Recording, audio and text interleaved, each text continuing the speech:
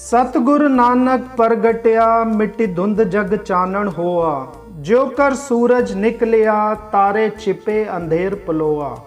एक ऐसा युग जब शासक प्रजा पर अत्याचार कर रहे थे। शासक के जुल्मों से जनता दुखी थी। विदेशी आक्रमणकारी देश को लूटने में लगे थे। धर्म के नाम पर अंधविश्वास और कर्मकांड का बोलबाला था। समाज जात पात और धार्मिक रंजिशों में फंसा हुआ था। ऐसे समय में लोगों के दुखों को हरने, उन्हें सही मार्ग दिखाने, अंधकार से निकाल प्रकाश की ओर और अधर्म से धर्म की ओर ले जाने वाले धन धन श्री गुरु नानक देव जी ने इस धरती पर जन्म लिया। आप सिख धर्म के प्रथम गुरु हैं। आपने ही सिख धर्म की स्थापना की थी। नानक जी का जन्म पाकिस्तान में रावी नदी के किनारे स्थित राय भोई की तलवंडी नामक गांव में 1469 ईस्वी में मेहता कल्याण चंद दास बेदी के घर माता तृप्ता जी की कोख से हुआ।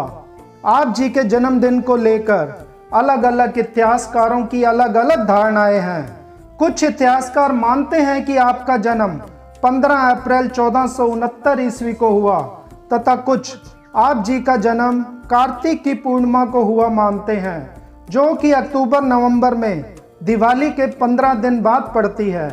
आपका जन्मदिन आजकल कार्तिक मास की पूर्णिमा को प्रकाश पर्व के रूप में मनाया जाता है, क्योंकि नानक जी ने कुरीतियों और बुराइयों को दूर कर लोगों के जीवन में नया प्रकाश भरने का कार्य किया। आपकी बड़ी बहन का नाम नानकी था। बहन की वजह से ही आपका नाम नानक पड़ा। बहन का नाम उनके ननिहाल में रहने के कारण नानकी पड़ा था।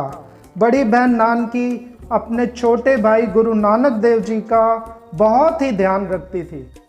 नानक का मन बचपन से ही प्रभु भक्ति में लीन रहता था तथा ज़रूरतमंद लोगों की मदद करना आपकी आदत बन गई थी। पढ़ने लिखने में आपका मन नहीं लगा और मात्र 8 साल की उम्र में स्कूल छूट गया। इनके प्रश्नों के आगे खुद को निरुत्तर जानकर इनके शिक्षक इन्हें लेकर इनके घर पहुंचे तथा वे इन्हें सम्मानपूर्वक घर छोड़कर चले गए। गुरुजी बचपन से ही संत महापुरुषों की संगत करते रहते थे। 9 वर्ष की आयु में जब इन्हें जनेऊ पहनने को कहा गया तो आपने ये कहकर मना कर दिया, उन्हें तो ऐसा जनेऊ पहनाया जाए जो ना तो कभी टूट सके तथा ना ही गंदा हो सके और ना ही अग्नि उसे जला सके। ये सुनकर सभी दंग रह गए। उन्होंने जाति प्रथा का विरोध किया और मूर्ति पूजा में भाग लेने से मना कर दिया। नानक को बचपन से ही चारवाए का काम दिया गया था। पशुओं को चराते समय वे घंटों तक ध्यान में रहते। एक दिन उनके पशुओं ने पड़ोसियों की फसल को बर्बाद कर दिया। इस पर उनके पिता ने नानक देव जी को खूब डांटा। इसके बाद जब गांव का मुखिया राव बुल्लर फसल देखने गया तो फसल एकदम सही थी। यहीं से गुरु नानक देव जी के चमत्कार शुरू हो गए। नानक जी जब कुछ और बड़े हुए तो उन्हें कारोबार सिखाने के लिए उनके पिताजी ने 20 रुपए देकर कुछ सामान खरीदने के लिए भेजा, ताकि उस सामान को लाकर अधिक मूल्य पर बेचकर मुनाफा कमाया जा सके। परंतु गुरुजी ने गांव चूहड़ काना में कई दिनों से भूखे प्यासे बैठे संत महापुरुषों को इन 20 रुपए का भोजन खिलाया तथा कहा कि यही सच्चा सौदा है। गुरु नानक की बहन नानकी और जीजा जयराम ने उनका विवाह 24 सितंबर 1487 में मूलचंद की बेटी सुलक्षणा देवी से कर दिया। सुलखनी पंजाब के गुरदासपुर जिले के लखोकी की रहने वाली थी। इनके 2 पुत्र श्री चंद्र और लक्ष्मी चंद थे। गुरु नानक देव जी इस दुनिया में भूले भटके लोगों का सत्य का मार्ग दिखलाने आए थे। अपने मिशन को वह पूरे देश विदेश का भ्रमण करके ही पूरा कर सकते थे। इसी लक्ष्य को लेकर आप नित्य की तरह सुल्तानपुर के निकट से बहती हुई बेई नदी में स्नान करने के लिए गए और 3 दिन तक बाहर ना आए।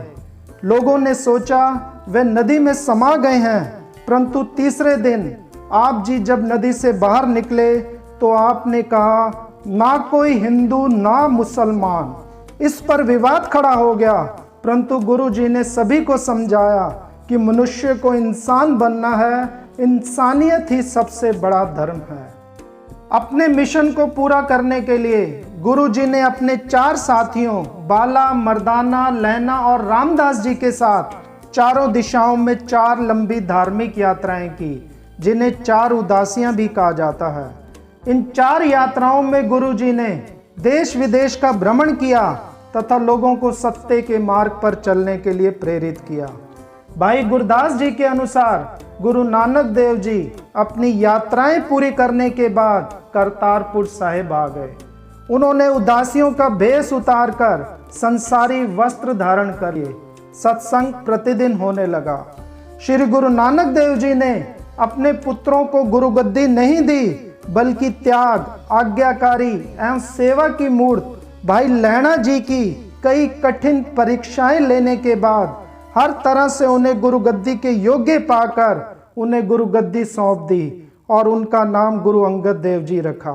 गुरु नानक देव जी 25 सितंबर 1539 को करतारपुर साहिब में ज्योति ज्योत समा गए। ऐसा कहा जाता है नानक जी के ज्योति ज्योत समाने के बाद उनकी अस्थियों की जगह फूल मिले थे। इन फूलों का हिंदू और मुस्लिम अनुयायियों ने अपनी धार्मिक परंपराओं के अनुसार अंतिम संस्कार किया। अंत में बस इतना कहना चाहूँगा, धन धन गुरु नानक देव जी महाराज जी के जीवन इतिहास को शब्दों में पिरोना मुश्किल ही नहीं बल्कि नामुमकिन है। मेरी तरफ से गुरु जी की महिमा का बखान करना एक छोटा सा प्रयास है। किसी भी तरह की जाने अनजाने में हुई भूल चूक के लिए दोनों हाथ जोड़कर क्षमा का प्रार्थी हूँ। वाहे गुरु जी का खालसा, वाहे गुरु जी की फतेह।